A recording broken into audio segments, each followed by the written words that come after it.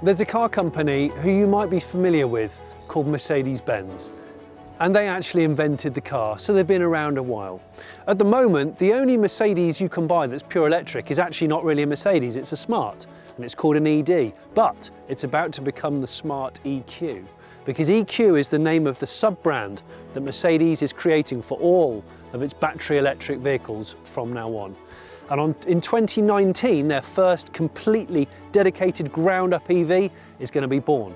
And the reason why I'm walking along a lonely road in the Black Forest in Germany is because I'm about to travel in that car, a pre-production of that car that's going to go on sale in 2019, and it's called the EQC. We don't exactly know what this car is, but this car is going to go on sale next year, and the underpinnings of this are going to underpin 4 Mercedes models: the EQC, the EQE, the EQS, and the EQA. You can see there's a pattern occurring. Is this exciting? Yes, because Mercedes is spending £8.5 billion on their EQ series.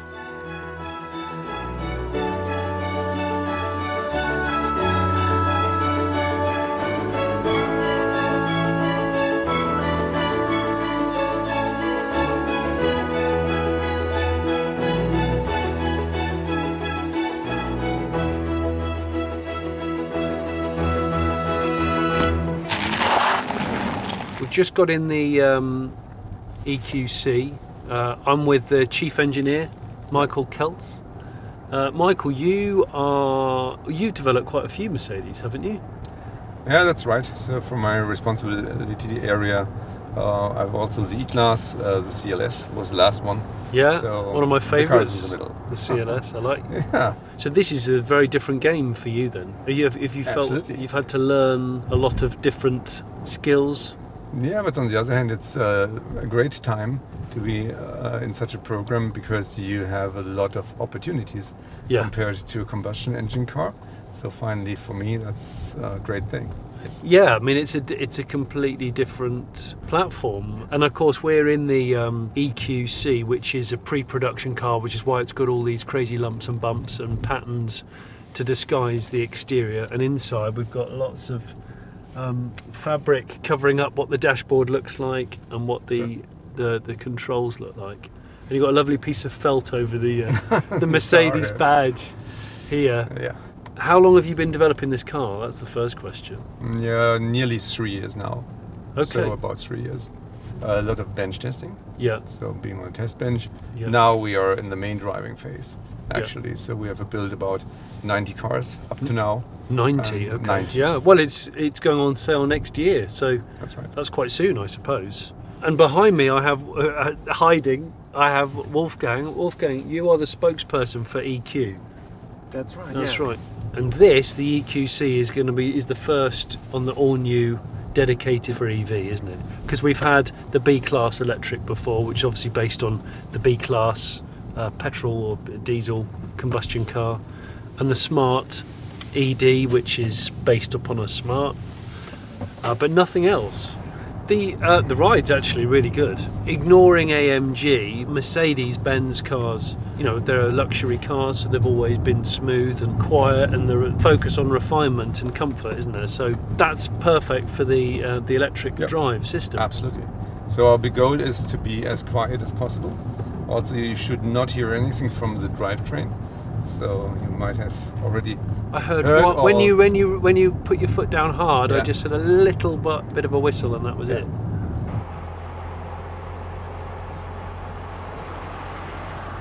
Yeah, and this we will get rid of this. You're going to get rid of that? Yeah. Are you? So you want total silence? This is a specific noise that is coming from the converter, from the electric one. Yeah. So finally, we will also get rid of this one. Oh, that's quick. That is quick, yeah. This car is related to the Generation EQ concept from 2016, am I right? Yeah, the concept EQ from Paris in 2016. Yes, and that concept EQ was an SUV with an interesting front end that's obviously doesn't need a radiator grille. It has 2 electric motors, one in the front, one in the rear. Okay. If I want to go to sports mode, then I want to have some more grip power on the rear. Power, yeah. And so in the end, this gives you a lot of opportunities that you regularly do not have. Have you found that developing this car so far has made combustion cars seem very old-fashioned and? Oh no, I think a combustion car is completely different. Yeah. So, and we are used to the combustion car, no doubt. Here, finally, you have high acceleration with no noise. Yeah. Yeah. So, really say, okay, sports car, you are used to the noise is getting more and you more. have a rev counter, you have the sound. Go up here. Yeah. This thing Yeah, accelerates like just digs in like hell. Yeah, it does go like hell. In terms of performance, and is you there can also go like here. So you have even handling on bad road is no problem. That was quite quick. So yeah, and of course this is quite a high. This is a big car. What size is it compared to an existing Mercedes model? Is it GLE, GLC? From the wheelbase, it's more like the E-Class or GLC. Okay. So comfort should be like the E-Class. Sportiness should be like on the CLS. So finally, this is also no doubt. Yeah. So this can be done. So this is pretty easy because even here, where it's pretty steep. It is steep, and the roads are quite bad still. In terms of performance, are we talking like sub 5 seconds to 62? So it will be about 5 seconds. Yeah. 5 seconds might be a good number. I mean, we that's have quick. not finalized this because we did not any certification or final testing because we are still in tuning, especially the software. Yeah. So finally, we will see about that. So. And have Mercedes-Benz decided to make everything in-house? The motor is not manufactured by Mercedes, Okay. but the battery and everything else is mainly Mercedes built. Is it? And the battery is coming from Cummins, so from our Deutsche Automotive. Okay. As Mercedes seem to be going for a more a familiar look to their electric cars. They're not going all out crazy design. It should feel and look like a Mercedes, no doubt. Yeah. But still, the whole body is completely new. Because some brands have decided to go, like BMW with the I series. It's quite radical compared to the 3 Series, the 5 Series, all the regular series. But I can see the logic of Mercedes going, well, actually, let's not scare people. We found a nice quiet area. Well, we can pull off the main road and just have a quick look. There's not a lot to see because it's so heavily. All of these bumps, this is just like cladding, isn't it? This is not the real car. No. This is a little bit of the real car, but here we have covered it a lot. You can see on the camera maybe you've got the sort of like DIY shop kind of grille that's covering up the real grille, the real identity of the car. And all the Mercedes badges have been removed. When you're developing a car like this, I mean, obviously for this exercise, this is all about the drivetrain and rather than the aerodynamics and the styling. Yeah, for the aerodynamics, we take all this off. If you come round, you'll see it's actually quite a big car. We're saying before it's obviously an SUV. What are we on here? 19s. Yeah. So quite tall tyres. This is funny. They obviously don't want us to know what the C-pillar, this is the C-pillar, really looks like. So there's this sort of strange oval kind of porthole in there. How close to the production car is the body of this underneath? Is it? Absolutely. It's finished. Yeah. It's totally finished. It's coming off too. So you guys know what it is. Yeah. It's all confirmed. It's just people like me aren't allowed to see it yet. Okay. Yeah. But we will see it in September this year. And the car is made of steel or aluminium? Both. No. Both, steel and aluminium. No composites. Not with composites, no. Yeah. So it's the aluminium steel together. Yeah. Can we have a look underneath? Am I allowed to look underneath? Sure, you can look Is underneath. that all right? Is that that's legal? That's legal. Sure. I can't see anything. It's all covered up.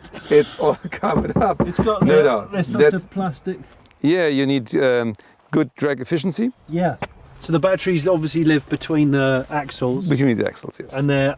Starts here, boy. I'm going to have a quick look first. Look underneath the front now. Yeah. See if I can see. Oh yeah, so it is very flat. I can just see the front drive shafts. I like looking under cars. Yeah. Okay. Well, brilliant. Okay. Well, let's carry on driving. Good. Okay, let's go on. Side step, interesting. That's a proper SUV thing, isn't it? The side step. Yep. So if you like it, you can get it. Exactly. Yeah. noise you hear now, Yeah. this is coming from the speaker outside. This Oh, is okay. the noise So you it's need for a synthesized. slow driving. Mandatory. Yeah. I hate that. You know. Not too bad. No. I just hate the fact that there's a law that exists. That's right. It's like, you know. In Europe it does not exist now, but it will come. But in America you have it already in low speeds, and then it fades out in the higher speeds. Yeah. You know that it's not right, not directly coming from the car. It's really. I can see that you're really you want this car to be completely silent, don't you? Really? That's the reason. Yeah. We've just had a walk round the exterior of the car with Michael, and we weren't allowed to show on camera under the bonnet.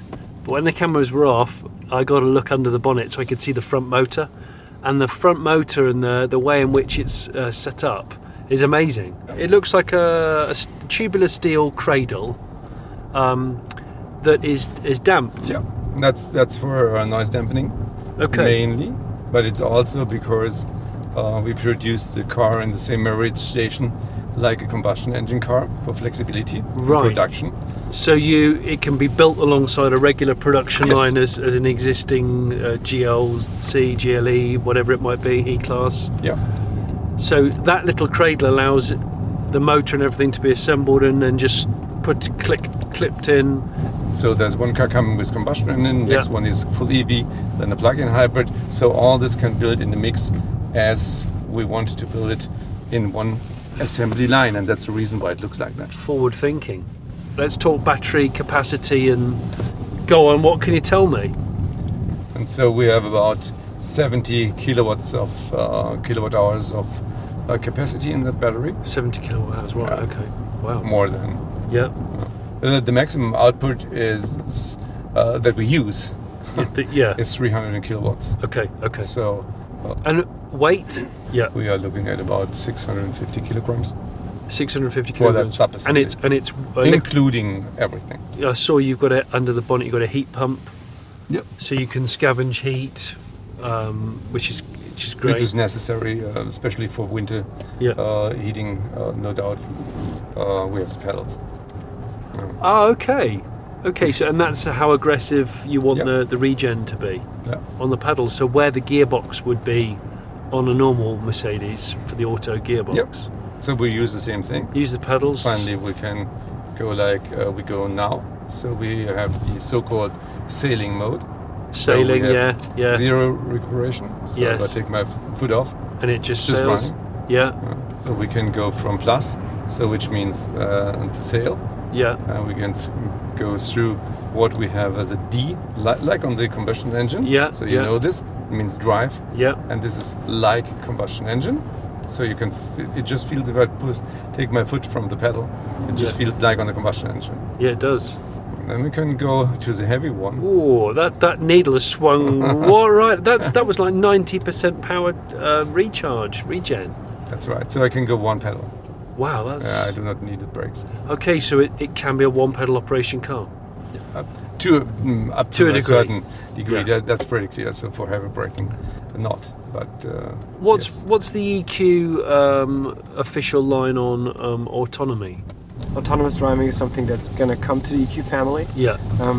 We have a two-line strategy in general for autonomous driving. The one is kind of to develop level 2 and 3 vehicles, so existing driving assistance system, making them better on an evolutionary approach. Yeah. And then there's the second part, which is defining a new level 4 to 5 system that's more radical and creates a new kind of vehicle. Yes, and I think you're gonna see number 1 in the first EQ cars, and then the next ones in cars that's coming up in the beginning of next decade, I think. Okay, right, 2020 plus, 2021. Wow. And presumably the main competitor, your enemy for this car, as it were, would be Audi's e-tron, maybe the Jaguar I-Pace. Yeah, the same size. Same size, yeah. Mm-hmm. Kind of same segment. Same segment. Yeah. Wolfgang, are they going to have a separate department within Mercedes dealerships? Has that been decided for EQ? So everything that's kind of electric, if it's 48 voltage system, if it's a plug-in hybrid, if it's a smart car that's electric. Yeah. It also gonna have the EQ label. And then there's the product brand where thanks Michael. Oh yeah, thank you Michael, yeah. And then there's the product brand where the product itself is named EQ, like the EQC, and you mentioned probably the EQA, EQS, EQ whatever. Yes. We're gonna offer AC charging for sure, and DC charging as well for sure. The precise capacity is gonna be announced later, maybe at the world premiere. Okay. And the charging plug, is it CCS was the one that? Yes. That we saw. It's just going to be CCS. The difference is coming if you look at 0 to 50. Yeah. Because in the end, 0 to 100 even does not say how the car accelerates. Yeah. Because especially if you are at a traffic light or you want to go somewhere quickly out of like in the situation and around we town have now, 0 to 50 kilometers an hour is the crucial one. I've read a stat recently that you're much less likely to get road rage in an electric car because it's quieter and more relaxing. I'll tell you what, Michael, can you imagine this drivetrain in a G-Wagon? That would be something else. And last time I checked, the G-Wagon's got quite a lot of surplus space underneath. How cool would that be? And you've just just launched a new G-Wagon, so you have it there. I'm just, throwing these ideas out there. Keep them coming. No one's saying anything. No one's saying anything. It's great.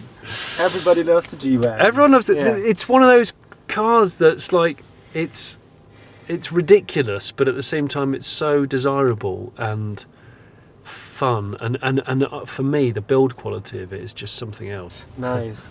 Is it our fault? Is it because everyone's staring at this pre-production mule? Bit of wheel slip there. Great. Yes, it has. It's addictive though, isn't it? that response he has that you fun get the whole day, right? Well, he does. He's Yeah. enjoying it so much. Yeah. Tell me about range, guys. Battery range, because obviously it's hard to give an official range when it depends on the climate, it depends on how you drive, blah blah blah. Totally depends on what kind of cycle you're looking at. Yeah. But it can be up to 500 kilometers. Right, which I think is over 310 miles or something like that. So that's big. That's big miles. I'm enjoying it. I have to say, it's nice. Ever so smooth. It's composed. It feels like an existing Mercedes model, but just quieter and with more immediate acceleration, which is a good thing. Yeah.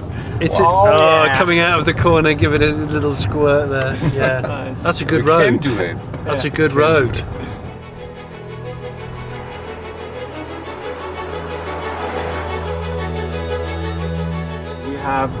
With battery factories, definitely one in Kamenz in Germany. Deutsche Akkumotive is the name of the company, and we're going to build a second one there. What we also announced is that we have different production plans where we're going to build EQ models. One of them is Bremen, where we're going to build the EQC. Yeah. And the other one is Beijing, where we're also going to build the EQC and also additional batteries. Oh, okay. And we announced that we're going to build EQ models in Rastatt and Sindelfingen, and as well in Tuscaloosa. So all our major production plants will be able to produce electric cars, really super flexible in the same line as we do the combustion cars. Yeah. So this helps us a lot. When we see that demand of electric vehicles is rising, we can adapt in the production. If it's coming in slower than expected, we can also slow it down. That's clever. So if you go to Tuscaloosa, they're going to build a battery plant there. If you go to Beijing, there's going to be a battery plant. Right, If you go to okay. Germany, you get 2 battery plants. And we're going to invest heavily into the infrastructure. And that's another $1 billion that's been invested into that. Wow. Thank you very much for this. I have to my say, pleasure. it's really, it's nice to have the opportunity to be in something that is not commercially available yet, and that you've devoted 3 years of your working lives to make sure it's going to be right. It's always a big deal when the world gets to see it, surely, because you're all like, we've seen it for ages, we've driven it for ages, but it's up to the public, the buying public. Absolutely. What do they think? We're going to take off the camouflage in September. Yeah. then everybody can see. I'm looking forward to the camouflage coming up, but seeing what it's really like.